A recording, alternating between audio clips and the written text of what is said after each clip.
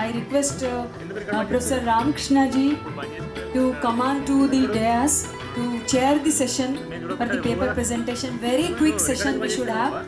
I think how many paper presenters are available? Please come forward. Please come forward with your papers. Please come forward with your papers. We want to know how many are available. Actually, we have received consent for about 50 papers, and physically we received around 10 to 15 papers. And presentation, I don't know how many are available. And some online speaker is waiting from 4 o'clock. So we want to really, put him on board. So it's very late already. We have been requesting him and postponing the session. Professor Ramkrishna, Head Department of Education, I request you to come. Thank you so much. And all other sister universities, he held the position of Dean, and also he held positions as chairperson and other positions. So he's a well versed and very known person in the Osmania University for the audience to know. Thank you very much, Professor Ramkrishna, for accepting the invitation and chairing the session.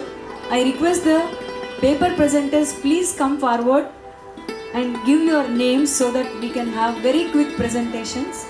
We'll give you only 2 minutes time to present a gist of your objectives, if at all empirical paper, what is the methodological procedures that you have followed, what are the outcomes of your paper. Just in 2 to 3 minutes, make the presentations. Please come forward if you are available there. Nobody is there. Nobody is there. Please come forward. Please, you want to make a presentation? Please come up. You give your details to sir. Right. The emerging trends in digital technologies for teaching and learning at higher education and a MOOCs perspective. The focus is on the massive open online courses, and this is not a new term. For the past 1 decade or so, we are hearing this, and more so during the pandemic. That's from 2021 onwards.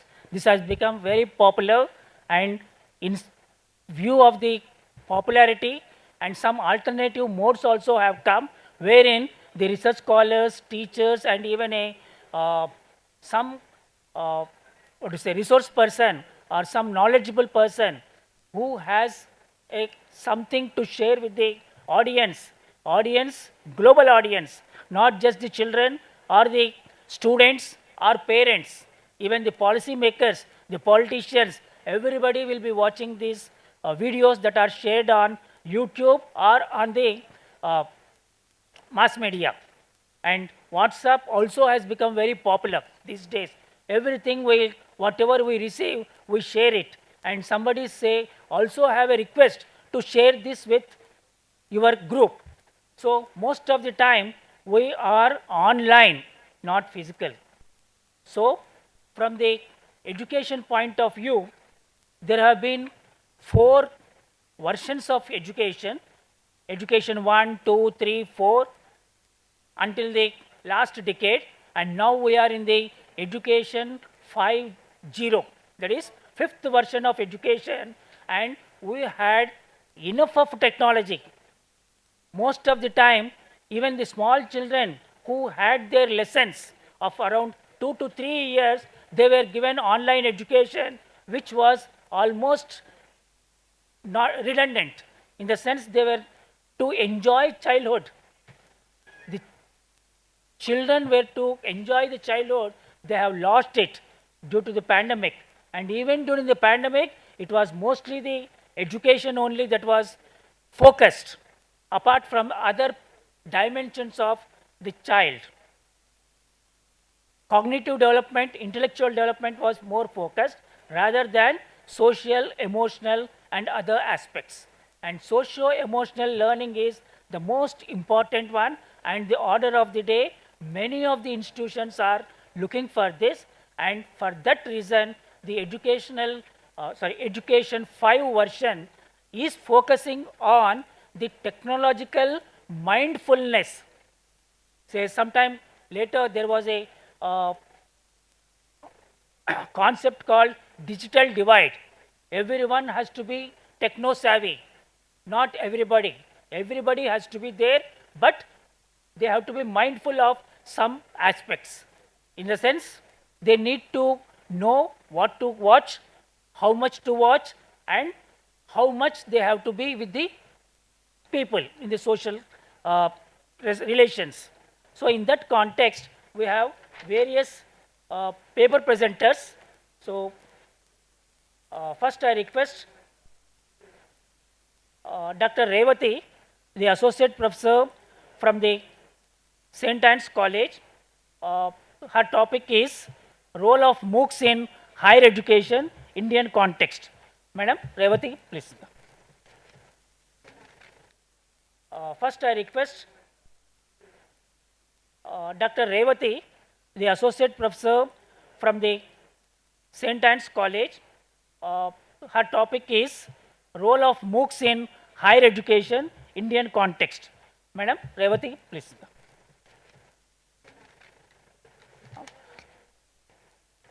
Two to 3 minutes, madam.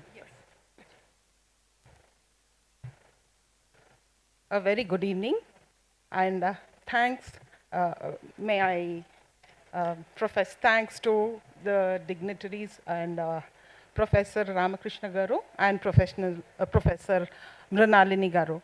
Thanks a lot for giving me an opportunity to present my paper here. Then before I present my paper, I would like to give you the context as to how I have come here onto the stage. I am given only 2 minutes. Maybe we've been listening to this MOOC since morning. I'm sure you all are well versed with it. But then, I actually got the feel of MOOCs when I actually jumped into it. I got to know the depth of what making a course as in the form of MOOCs. That is on the proposal of our management. I had started this. Then it was a laborious task. From the writing of the script to the editing and to the, the presentation, the video recordings, and of course, we did not launch the program yet. We are actually looking for a suitable platform. But then it was such a kind of a task where now I've got to know the depth of the waters only once I've come into it. So it was such a coincidence. Then after doing this work, after gaining a kind of an experience in this regard, I got an opportunity to present a paper here. Then I felt it was like, having an initial experience before getting into know what exactly it is. So, well, it was like this. While recording, sometimes the technician would disappear, the cameraman. Then we had to take up even that role. So as a teachers, I'm sure we've all gained a lot of digital knowledge. And then making this MOOC or this kind of a course is not that difficult, I feel so. Now that this is, as the preceding guests have already told, it's going to stay with us. So we have to kind of emerge with new technology and new ways of teaching and pedagogy. And this is what my course has started with for the faculty, exclusively for the teachers. And the very idea itself had triggered a kind of a doubt in us. I mean, teaching a teacher, how far it is, I mean, is it possible? And we have come up with pedagogy, not in the conventional method or a traditional mode, in new methods we have taken up. So I wouldn't talk much about it, but just tell you something about MOOC. As we all know, it is a massive open online course, which is massive, that is available to many, and it is open, implying it is free of cost. And then when you talk about the characteristics of MOOC, which is liberty of choice, where it allows learners to choose where, when, how, with whom, and even what to learn. Then diversity, and we have connectedness, self-paced, lifelong learning, recognitions, and certificates. These are some of the characters, and which we kind of, and then we also have some national coordinators in India who are promoting this kind of a program through various platforms, such as UGC, where it is offering non-technology PG degree programs, NPTEL, which is offering technical engineering UG and PG degree programs, and then we have CEC, Consortium for Educational Communication, non-technology UG degree programs. Then we have, of course, IGNO, NCRT, and then IM, NITTR, which is again for the teacher training programs of Chennai, and so on. Well, I wouldn't, yeah. I would like to conclude by saying that MOOCs is a kind of a challenge to all the teachers here, not just taking up the course or registering for the course. I would also kind of, suggest, let us all come up with a kind of a course and gain a sort of experience as to, what exactly goes into it. And probably we might improvise in the process. As teachers, we are always like, keep ourselves abreast with the kind of knowledge which is coming in. So we have to be on top, like on top of the tide. So being, well in advance of the learners, in the process we learn a lot many things. So I would suggest, may you all come up with a sort of short program which is called MOOCs. Thank you so much. Good evening to all, the dignitaries on the dais and up the dais.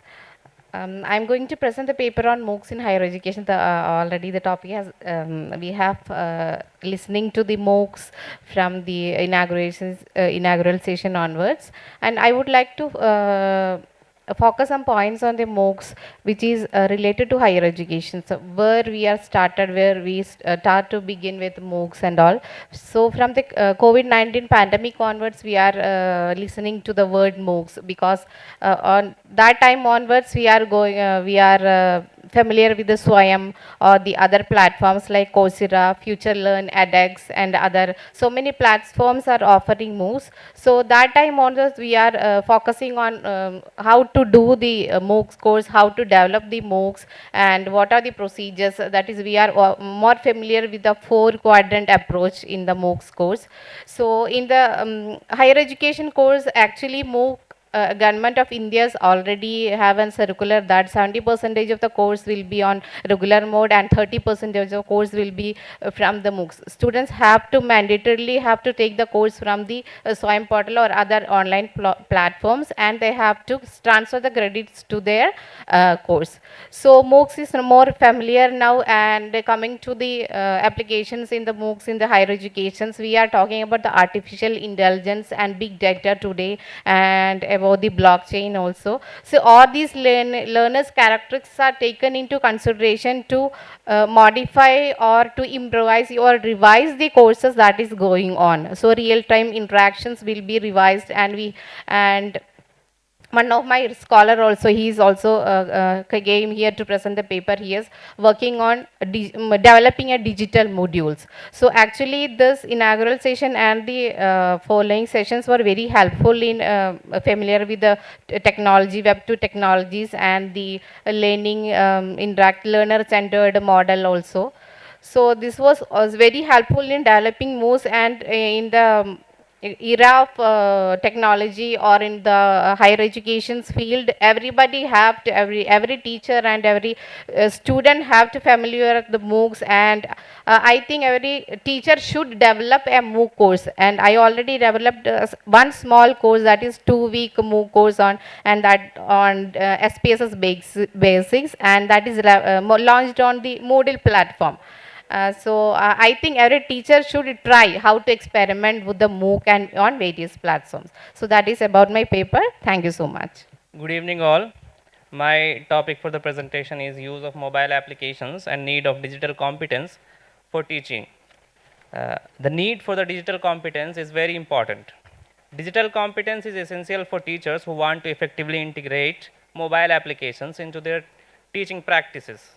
For effective teaching, the teachers should have digital tool identification skills.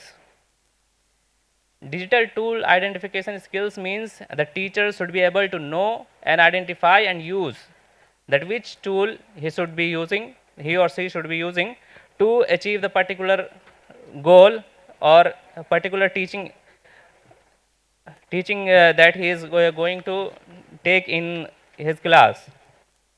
Teachers also need to be able to use mobile application to support different teaching methods and adapt them to different learning styles. Students also need to be responsible in managing the digital resources and using the different digital devices. Challenges that teacher can face in using the digital tools and mostly different mobile applications. Despite of several benefits, there are many challenges that teachers face in integrating mobile technology and application properly. Many teachers may struggle to find and integrate appropriate mobile application for make their teaching effective. Some teachers may lack a positive attitude to the modern style of learning. Role of teachers are very important in online teaching and interacting various digital tools in schools and higher education institutions. Just making technology available in the schools and higher education institution does not mean that the teacher will make use of them. Hence, the teacher should be competent enough to use the various available digital tools, apps, and devices. Strategy for improving digital competence among teachers. To overcome the challenges, it is important to provide teachers with the necessary training and support to develop their digital competence. Teachers can also be encouraged to collaborate and share their experiences with using mobile application in teaching. Teachers should be motivated to adapt the new digital platform and apps for the teaching. Thank you. A very good evening to all of you. I'm Ishrat Fatima, a research scholar from Maulana Azad National Urdu University. Today I'm going to present my paper on the topic of emerging mobile technologies for teaching and learning, threats and opportunities. The whole world is accepting and adopting the ways towards the advancement of technology. The youth is playing a vital role in this rapid pace. The mobile phone had been in existence for about a decade before young people really adopt this technology, and with the rising of mobile technologies, mobile tools and platforms for learning are also growing at present. There are so many mobile apps for teaching and learning also. So here I am discussing some benefits of mobile technology. First, I am describing my objective. My objective of my paper is to describe the importance of mobile technologies in teaching learning process, and second objective is to identify few opportunities and threats of mobile technologies. And this paper is descriptive in nature. So these are some benefits of mobile learning is enhance the learner needs of catering of learning, support savvy student who uses technical devices. You can access to education content at any time and place, facilitate cooperation through contact with synchronous and asynchronous modes, reduction of cultural barriers between student and teaching using various communication channels. It accommodates a large number of portable devices rather than desktop devices. Opportunities are, according to Anders 2017, argued digital tools can be used to create meaningful assessment for feedback or reflection, thus increasing versatility of formative and summative assessment strategies. For example, using mobile devices such as clickers and web-based polling are opportunities to engage a student in real time by providing responses to questions and to course content. Based on these responses, the instructor can modify teaching in real time, thereby increasing engagement across and within the entire classroom community. And second one is, many course textbooks have available for purchase a PDF or e-text version, often at a substantially lower price. And it also reduces paper and textbook costs, providing additional funds for long-term device purchases. And there are some threats of mobile learning is the lack of continuity of wireless data transfer between building and the different qualities of mobile signals in different areas of technical barriers to reach real time or real mobile learning. On campuses with a high baud rate, investment in student computer labs are wasted. And second is the unpredictability of the number of individuals wanting to access the intranet can cause system slowdowns and crashes. The high cost of mobile data access and different mobile rates in different provinces and countries are also increasing the difficulties of adopting efficient mobile learning. And ethical issues concerning mobile devices are abundant, and many of these issues translate to learning via mobile devices. Coming to the conclusion, I would conclude like this. Mobile learning is a new technology that was imposed by the rapid development of technology. Even though there are some disadvantages, mobile learning will become more popular with the progress of information and communication technologies.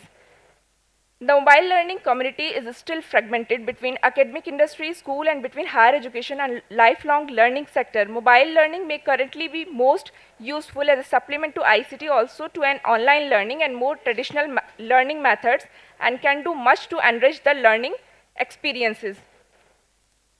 In order to thrive in the 21st century, all levels within institution of higher education need to accept and leverage digital and mobile technologies to transform the way instructors engage with their students and how they provide innovative educational experiences and deliver content, and reconsider the programs and curricula and strategies for their implementation in order to absorb the concept of electronic and technological revolution and integrate them into the classroom in a manner to achieve creativity and meets the needs of individuals and society for life. Thank you so much. LMS. Good evening to one all present here. I am Amit Barnwal, MCOM final year student from Department of Commerce, here to present my paper on study on LMS tool, Learning Management System tools, under the guidance of my lecturer, Dr. B. Sandhya Rani ma'am. After the pandemic gathered momentum, the universities and the lecturers were in seek of heaven and went online. Aftermath, it has become a daily toast for all of us. The study was carried out with a major objective, finding the feasibility of the LMS tools, which was restricted to Google Meet, WebEx, Microsoft Teams, and Zoom in my study, among the educators and the challenges that the educator faced while using these LMS tools. Now, what are these LMS tools basically? LMS tools, nothing but learning management system tools, are softwares which are being used in daily basis to impart knowledge, to impart education, are used by the educators, and not just the educators. These days it has been conveniently being used to chat of among the friends, due to various reasons. As the objective stated, that the paper was carried out to calculate the feasibility of the LMS tools between Zoom, Google Meet, WebEx, Microsoft Teams, and the challenges that the educators faced while using these LMS tools. The study was found that when the educators used these LMS tools, Google Meet was found to be the most feasible tool among the educators. Coming on to the challenges, the study also inferred that time limit was the major challenge which the educator faced it. The study was carried out by administering questionnaires to 400 educators across India. Thank you. From Geetanjali College of Engineering Technology, Mr. Gupta, and she shares her views on the emerging media technologies.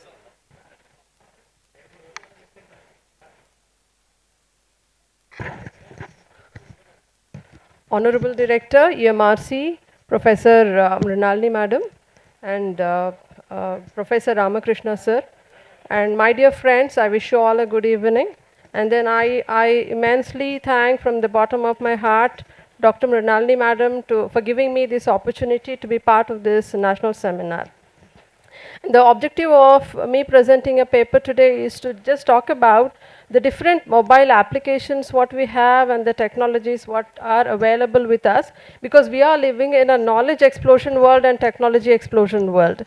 And then here we have many applications and technologies available with us as teachers, but then how much we are going to explore, how much we are going to give awareness of these things to the students so that they take advantage of all these applications and technologies to grab the knowledge which is in their surroundings. It's just a click away. So there are, if we talk about mobile applications, there are many applications. As of now, to speak few of them, we have Quizlet, we have Duolingo, Spotify's, Doubtnet, Brainly. These are all different applications which are available. And when we talk about technologies, we have virtual reality, augmented reality, and then there's so many other things what we have been listening to the different dignitaries, the learned academicians who have shared their knowledge with us today. It was very enriching. But then knowing all these things is, if you keep it aside, how much are we really exploiting them, or how much are we really using them to make our classroom come to real transaction method, so that students utilize it, students learn from all these things, because when it comes to students, they are not aware of these things, and as teachers we are also not aware of the transactional procedures which we can, I mean the changes what we can bring in the transactional procedures what we have been adopting by using all these applications and then technologies which are in our surroundings. So if we can, my objective is to request the people, the academicians, I mean the actual nodal centers, to give an opportunity for the teachers to have an awareness of all these things, and then so that they can understand how these things can be used in the classrooms. Than having knowledge of only these things, we can as well know the transactional procedures which can be adopted by using all these technologies, so that we can in a real sense make our classrooms very effective. That is my objective, and it's a descriptive study which I have gone through. And thank you for listening. Thank you so much. Thank you. Now I request Mrs. Anuradha from the MNR College of Teacher Education, Sangareddy, to share her views on these digital technologies.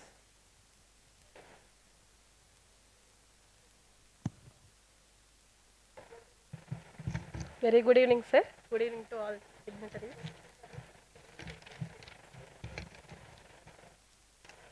Myself is S. Anuradha. I am assistant professor in MNR Rural PG College of Education, Sangareddy. Today my topic is impact of SWAYAM towards academic achievement, MOOCs perspective in higher education. So under the Digital India Initiative, Government of India, one of the thrust area is massive online courses, MOOCs. Ministry of Human Resource Development, MHRD, Government of India has get on major initiative called Study Webs, Web of Active Learning for Young Aspiring Minds, SWAYAM, to provide an integrated platform and portal for online courses covering all higher education, high school and skill related course. SWAYAM is an indigenous made in India IT platform for hosting the MOOCs. The sociological, geographical and political barriers in education can be overlooked by making MOOCs as parallel to regular school education.